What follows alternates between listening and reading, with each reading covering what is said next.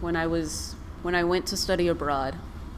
This was only for 2 weeks, but it was all paid for by the Japanese government, so I was psyched. I was pumped. I was ready. My Japanese teacher specifically chose me and 12 other people to go abroad. And so when we went abroad, it was a language cultural development program to spread awareness for building cultural relations amongst America and Japan. Standard stuff. We went to go visit a Japanese high school and to meet our homestay friends. And one part after we did the initial ceremony and we were talking and we were getting to know each other all in Japanese, they said, "Hey, now that you guys have got to learn the ins and outs of Japanese high school, why don't you guys go experience a class?" And I was like, whoa, a class in Japanese. I hope I get English. I did not get English.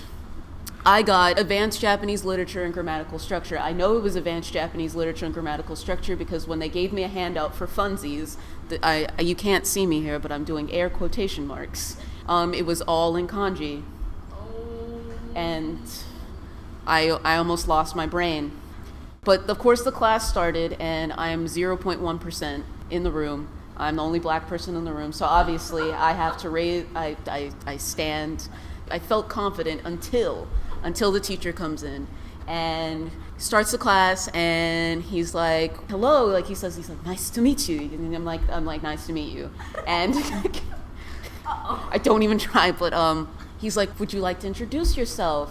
I couldn't hear anything because the entire class was talking because they were so excited that I was there and I could speak Japanese and that I was generally just a cool person all around, so I didn't hear the teacher introduce himself. So when I went to say, "Hi, konnichiwa, dozo yoroshiku," I can't even remember his name now because I was so mortified, but I called him by his first name. Now, here, this usually isn't that big of a deal, but there it was like the 5th level of friendship, I guess.